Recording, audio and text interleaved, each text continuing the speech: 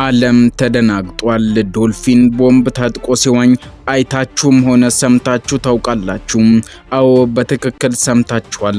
የባህር ውስጥ ጀምስ ቦንድ ተወልዷል። ዛሬ ጦርነቱ ወደ እንስሳት ተሻግሯል። ሰላም እንደምን ሰነበታችሁ? ዛሬ በዓለም ላይ ጉድ የሚያሰኝ ሳቅና ቁም ነገርን የቀላቀለ መረጃ ይዘንላችሁ መጥተናል። ጉዟችን ዛሬ ወደ መካከለኛው ምስራቅ ወደዛ ነፋሱ ወደሚነፍስበት የባህር ክልል ነው። በአንድ በኩል የአሜሪካ የጦር መርከቦች ባህሩን አጥለቅልቀውታል። በሌላ በኩል ደግሞ ኢራን የባህር እንስሳትን ወደ ሰራዊትነት ቀይራለች የሚል ወሬ በዓለም ዙሪያ መነጋገሪያ ሆኗል። እስከ ፕሮግራማችን ፍጻሜ ድረስ አብራችሁን ቆዩ።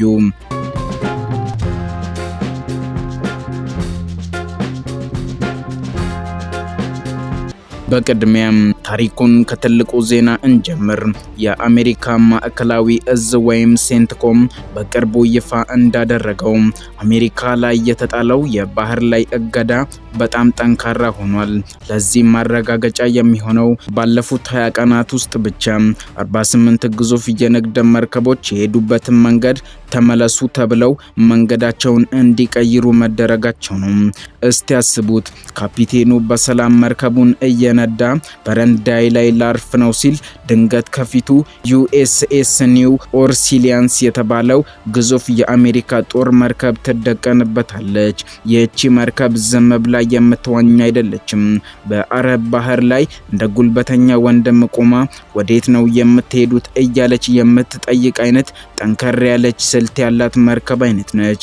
ይህ ሁሉ የሚደረገው ኢራን ነዳጇን እንዳትሸጥና ኢኮኖሚዋ እንዲዳከም ለማድረግ ነው። ፔንታጎን እንደሚለውም ከሆነ በዚህ እገዳ ምክንያት ኢራን 4.8 ቢሊዮን ዶላር አታለች። ረይሄማ ከኪሳራም በላይ ነው ያስብላል። አሁን ደግሞ ወደ ዋናው አነጋጋሪ ጉዳይ እንምጣ።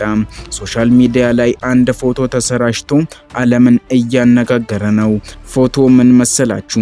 ከባህሩ በታች ዶልፊኖች ፈንጂ ታጥቀው በሰልፍ ሲሄዱ ኢራን አሜሪካን ለመምታት ዶልፊኖችን እያሰለጠነች ነው የሚል ወሬ እንደ ሰደድ እሳት ተሰራጭቷል።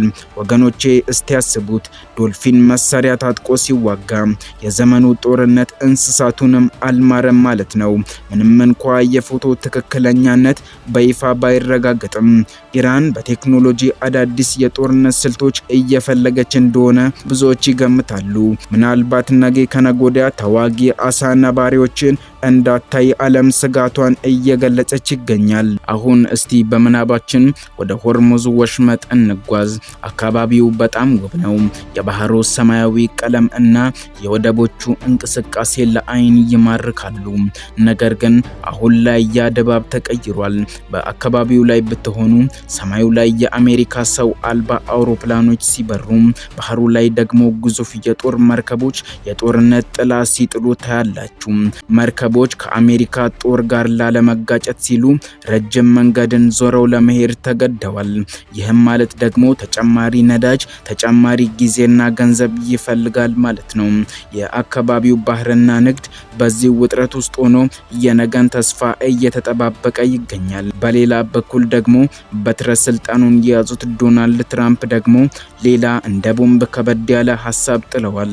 ትራምፕ በትሩዝ ሶሻል ገጻቸው ላይ የአውሮፓ ህብረት በንግድ ስምምነታችን መሰረት እየሰራ አይደለም በማለት ከአውሮፓ ወደ አሜሪካ በሚገቡ መኪናዎች ላይ የ25 በመቶ ታሪፍ እጥላለሁ ብለዋል። ይህ ማለት በቀላሉ ስንመለከተው ለምሳሌ አንድ መኪና 1 ሚሊዮን ብር የነበረ ቢሆን አሁን ደግሞ 1 ሚሊዮን 250 ሺህ ብር ሊሆን ነው ማለት ነው።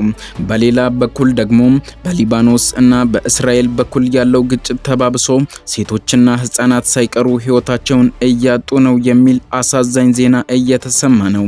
ዓለም በአንድ በኩል በሳቅና በሌላ በኩል ደግሞ በለቅሶ እየታመሰች ትገኛለች። በሌላ በኩል ስንመለከት እንግዲህ ታሪኩ እንዲህ ነው። ኢራን በፓኪስታን በኩል አዲስ የሰላም እቅድ አቀርባለች። እኛ የሆርሙዝ ወሽመጥን እንክፈት፣ እናንተ ደግሞ እገዳውን አንሱልን የሚል አይነት ነው። ነገር ግን አሜሪካና እስራኤል ዋስትና ካልተሰጠን አንስማማም እያሉ ነው። ኢራን የኒውክሌር ፕሮግራሟን ይዛ የኢኮኖሚ ጥንካሬዋን ላለማሳጣት ስትታገል አሁን ያላትም የነዳጅ ገቢ እየተቋረጠ መጥቷል። በሌላ በኩል ደግሞ ትልቁ ዜና ደግሞ የደረሰን ከሮይተርስ ነው። ኢራን በፓኪስታን በኩል አዲስ የሰላም እቅድ ይዛ መጥታለች። ነገሩ ምን ይመስላችኋል? ኢራን እሺ የሆርሙዝ ወሽመጥን ክፍት ላድርግላችሁ፣ እናንተ ደግሞ የጣላችሁብኝን የባህር ላይ እገዳ አንሱልኝ የሚል ጥያቄ አቅርባለች። የሚገርመው ግን ስለ ኒውክሌር ፕሮግራሟ የሚደረገውን ንግግር ለጊዜው በይደር ይቆይልኝ ማለቷ ነው። ፕሬዝዳንት ዶናልድ ትራምፕ ግን በዚህ እቅድ ላይ አልተደሰቱም። ትራምፕ ሙሉ በሙሉ ካልተስማማችሁ የለም የሚል አቋም ነው የያዙት። በዲፕሎማሲው ዓለም ይሄ የግፊት ጨዋታ ወይም ፕሬሸር ጌም ይባላል። አንዱ ሲላላ ሌላው ጠንከር ያለ አቋምን ያሳያል። ይህ በእንዲህ እንዳለ በዚህ ሁሉ የፖለቲካ ትግል መሃል ግን የማይረሱ አሳዛኝ ገጽታዎች አሉ። የሊባኖስ ጤና ሚኒስቴር እንዳስታወቀው እስራኤል በደቡባዊ ሊባኖስ በፈጸመችው የአየር ጥቃት 4 ሴቶች እና 1 ሕፃን ልጅ ጨምሮ 13 ሰዎች ተገድለዋል። ፖለቲከኞች በጠረጴዛ ዙሪያ ሲሟገቱ፣ በየወደቡ መርከቦች ሲቆሙ፣ መሬት ላይ ግን ንጹሃን ዋጋ እየከፈሉ ይገኛሉ። ይሄ ጦርነት ከባህር አልፎ የሰዎችን ቤት እያንኳኳ ይገኛል። በሊባኖስ በኩል ያለው ውጥረት ለኢራንም ትልቅ ራስ ምታት ሆኗል። ምክንያቱም የቅርብ ወዳጆቿ ጥቃት እየደረሰባቸው ነው። ዓለም አሁንም መቼ ነው ይሄ ሁሉ የሚያበቃው ብላ በጉጉት እየተጠባበቀች ትገኛለች። በሌላ በኩል ወደ ኢኮኖሚው ስንመለስ ደግሞ ነገሩ የገንዘብ ጦርነት ነው። አሜሪካ የኢራንን የነዳጅ ገቢ በማቋረጥ ቴህራንን ለድርድር ለማንበርከክ እየጣረች ትገኛለች። 50 ሚሊዮን በርሜል ነዳጅ የጫኑ መርከቦች በባህረ ሰላጤ ውስጥ ቆመው ሲታዩ ገንዘቡ በባህር ላይ እንደ መፍሰስ ይቆጠራል። ኢራን ይህንን ነዳጅ መሸጥ ካልቻለች የሀገሪቱ የኢኮኖሚ የጀርባ አጥንት ይሰበራል። ለዚህ ነው አሁን አዲስ የሰላም እቅድ ይዛ የመጣችው። ግን አሜሪካና እስራኤል ኢራን ዳግመኛ ጥቃት አትከፍትብንም የሚል ጠንከር ያለ ዋስትናን ካላገኘን አንስማማም እያሉ ነው። ይህ በእንዲህ እንዳለ ይሄ በሆርሙዝ ሰርጥ ላይ የተደቀነው እገዳ ለኢራን ብቻ ሳይሆን ለዓለምም ትልቅ ራስ ምታት ነው። እስቲ ያስቡት፣ የዓለም 20 በመቶ የሚሆነው ነዳጅ የሚያልፈው በዚህ ጠባብ ወሽመጥ ነው። አሜሪካ እገዳውን ስታጣብቅና ኢራንም ካስገደዳችሁኝ ወሽመጡን እዘጋዋለሁ ስትል የዓለም የነዳጅ ገበያ መንኮታኮቱ አይቀሬ ነው። አንድ ቀን ጠዋት ተነስተን ቤንዚን ማደያ ስንሄድ ዋጋው ሰማይ ነክቶ ብናገኘው ተጠያቂው ይኸው የባህር ላይ የድመትና የአይጥ ጨዋታ ነው። ኢራን በአሁኑ ሰዓት ከ50 ሚሊዮን በርሜል በላይ ነዳጅ መርከቦቿ ላይ ጭና የሚገዛኝ የለም ወይ እያለች በባህር ላይ ትንሳፈፋለች። አሜሪካ ግን 1 ጋሎን እንዳይሸጥ ብላ ዘብ ቆማለች። ይሄ የንግድ ሳይሆን የነርቭ ጦርነት እየሆነ መጥቷል። ሌላው የሚገርመው ነገር የፓኪስታን ጣልቃ ገብነት ነው።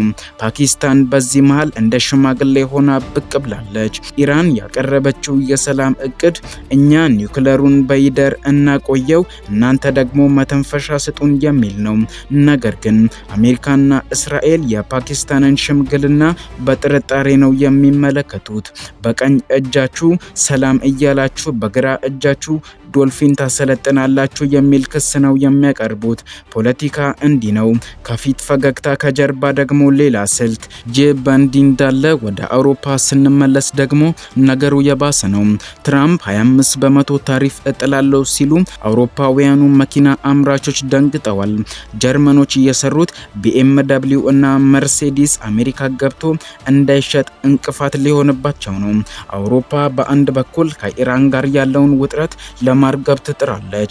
በሌላ በኩል ደግሞ ከትራምፕ ጋር የንግድ ጦርነት ውስጥ ላለመግባት እየተንቀሳቀሰች ነው። አውሮፓውያኑ አሁን ወዴት እንሂድ እያሉ ነው።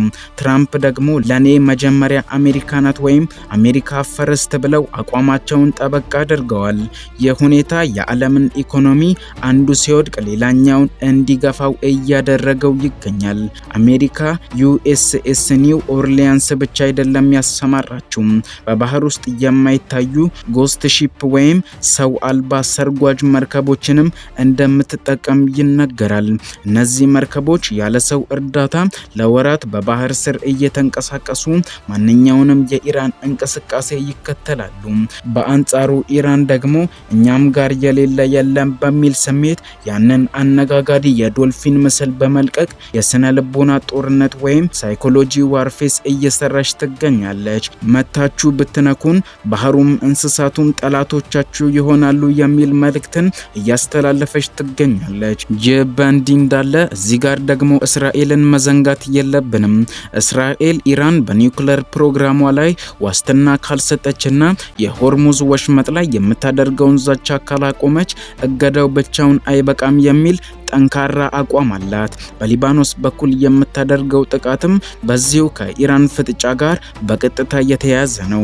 ኢራን በፓኪስታን በኩል የሰላም እቅድን ብታቀርብም እስራኤል ግን ይሄ ጊዜ ለመግዛት የሚደረግ ታክቲክ ነው ብላ ታምናለች። ስለዚህ አሜሪካ እገዳውን ስታጠብቅ፣ እስራኤል ደግሞ በጎን በኩል ወታደራዊ ጫናዋን ትቀጥላለች። ይህ የመቆንጠጥ ስልት ኢራንን በአንድ ጊዜ በሁለት አቅጣጫ እንድትወጠር አድርጓታል። በሌላ በኩል ደግሞ የታሪፍ እና እገዳ ለዓለም ንግድ ምን ማለት እንደሆነ እስቲ እናስበው። መርከቦች መንገድ ሲቀይሩ የሚጫኑት እቃ ከምግብ እስከ ኤሌክትሮኒክስ ዋጋው ይጨምራል። አውሮፓውያን መኪና አምራቾች ደግሞ በትራምፕ ዛቻ ምክንያት ገበያችን ሊናጋ ነው ብለው ሲጨነቁ ሰራተኞቻቸውን ለመቀነስ ሊገደዱ ይችላሉ። ይሄ ሁሉ ተደምሮ ግሎባላይዜሽን ወይም የዓለም አንድነትን አደጋ ላይ እንዲወድቅ ሊያደርገው ይችላል። ሀገራት እርስ በእርስ ከመተባበር ይልቅ የንግድ ግንብ መገንባት ጀምረዋል። ዛሬ በባህረ ሰላጤው ላይ የቆመው መርከብ ነገ የእኛ ሀገር ገበያ ላይ የምግብ ዋጋ እንዲጨምር ምክንያት ሊሆን ይችላል። ዓለም ልክ እንደ አንድ የሸረሪት ድር ናት። አንዱ ነካ ሲደረግ ሌላኛው ይርገበገባል። ውድ የቻናላችን ተከታታዮች የዛሬው ልዩ ቆይታችን እዚህ ላይ ያበቃል። የቪዲዮ ስለ ዓለም ወቅታዊ ሁኔታ የተለየ ግንዛቤ እንደሰጣችሁ ተስፋ አደርጋለሁ። እስከ ፕሮግራማችን ፍጻሜ ድረስ አብራችሁን ስለቆያችሁ እናመሰግናለን። መልካም ጊዜ ይሁንላችሁ።